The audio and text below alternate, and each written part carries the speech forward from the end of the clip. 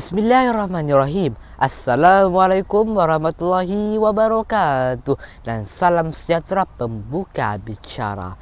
Terima kasih sekali lagi pengacara majlis, kombinasi para juri yang arif lagi bijaksana, dan seterusnya hadirin hadirat yang saya kasih sekalian. Berdirinya saya di sini adalah untuk membawa anda semua untuk memahami, mendalami dan menghayati model bicara yang berbunyi IKU pelancongan sumber ekonomi negara.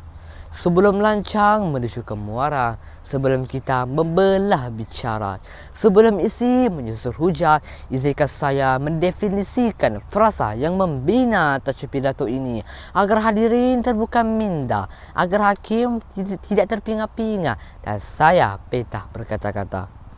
Hadirin yang dihormati, IKU pelancongan merupakan salah satu produk pelancongan yang semakin popular dewasa ini. Ia telah diperkenalkan bukan sahaja di luar negara, malah termasuk di Malaysia. IKU pelancongan berbeza dengan pelancongan buatan manusia seperti di Menara Berkembang Petronas, Menara Kuala Lumpur, Zoo Negara dan sebagainya yang hanya memberi tumpuan dalam mempromosikan dan membangunkan destinasi pelancongan tanpa mengambil kira tentang penjagaan alam sekitar. Ini kerana IKU pelancongan adalah berkonsepkan alam semula jadi dan melibatkan ilmu pendidikan dan pembelajaran kepada pelancong dan penduduk tempatan melalui kepentingan pemeliharaan dan pemeliharaan alam semula jadi serta menyumbang faedah kepada ekonomi setempat. Di samping mereka boleh berhibur, merasai keseronokan dan menikmati keindahan alam. Secara ringkasnya, IKU pelancongan atau pelancongan ekologi ialah aktiviti yang melibatkan lawatan ke tempat-tempat yang mempunyai keindahan alam semula jadi. Di Malaysia, terdapat banyak destinasi IKU pelancongan yang telah diwujudkan untuk memberi pengalaman kepada pelancong sama ada dari dalam maupun luar negara. Antara destinasi IKU pelancongan yang popular ialah di Taman Negara Kuala Tahan Pahang, Gunung Kinabalu di Sabah dan Pulau Redang di Terengganu. Hadirin, terdapat pelbagai aktiviti IKU pelancongan yang boleh dilakukan untuk mengisi masa lapang bersama keluarga dan rakan-rakan menerusi aktiviti-aktiviti yang melibatkan alam akuatik seperti selam scuba dan snorkeling.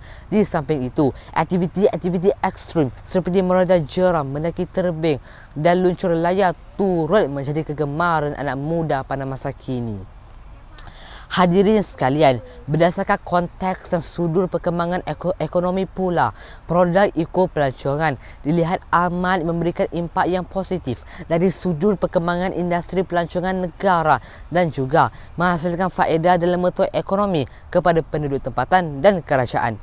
Ini dapat dilihat daripada contoh destinasi IKU pelancongan di Pusat Konservasi Kajian Kebangsaan Kuala Gandah Pahang, di mana wujudnya kepelbagaian sumber ekonomi dan peluang pekerjaan kepada komuniti setempat terutamanya penduduk kampung.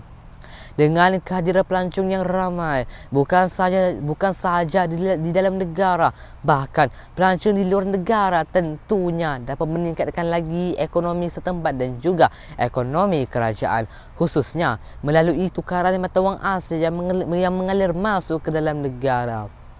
Hadirin yang dihormati, dalam melangkah ke arah modernisasi, rata-rata rakyat di negara ini amat gemar untuk bercuti pada hujung minggu dan tarikan utamanya ialah taman tema seperti Sunway Lagoon dan Legoland yang merupakan percutian dalam bandar. Oleh hal yang demikian, kita sebagai rakyat yang bertanggungjawab dan sayang akan keindahan alam semula jadi di negara ini perlulah mempromosikan destinasi IKU pelancongan ini supaya mendapat tumpuan dan tarikan pengunjung serta mendapat bantuan kewangan daripada kerajaan maupun rakyat untuk membaik pulih infrastruktur awam bagi memberi layanan yang istimewa kepada pengunjung terutamanya generasi muda.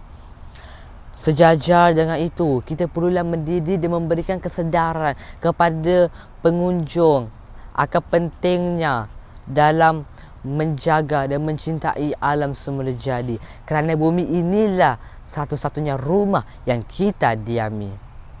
Hadirin yang dihormati, Sudah sampai masanya kerajaan melihat sumber iko pelancongan negara harus dijaga dengan baik dari semua aspek, termasuklah dari segi kemudahan awam, pemeliharaan dan pemuliharaan alam semula jadi, serta pembersihan perlu dilakukan secara berkala. Tambahan pula, pengunjung dapat merasai ketenangan dan kenikmatan melihat panorama yang luas lagi indah. Di samping, mereka boleh merehatkan minda daripada kesibukan di kota dan beriadah bersama keluarga yang tercinta. Mereka juga akan menyumbangkan nilai dari aspek kewangan untuk meningkatkan lagi sumber ekonomi negara. Natijahnya, Malaysia akan menjadi negara yang disebut-sebut dan dikenali di persada dunia, di samping kaya dengan biodiversiti dan hasil alamnya. Dalam pada itu, Malaysia akan menjadi negara yang bukan sahaja maju dari segi pembangunan dan pemodenan, malahan kaya dengan kepelbagaian biologi dan budayanya yang pelbagai corak, dan seterusnya mempromosikan lagi alam kurniaan Tuhan ini ke serata dunia. Sebagai penghias bicara akhir, saya menyusun 10 jari memohon maaf jika terkasar bahasa, tersalah kata atau tersilap bicara. Saya mengakhiri pidato saya ini dengan sebaris kata hikmah. Alam semula jadi kurniaan Tuhan dengan tak terkiranya kepelbagaian hidupan.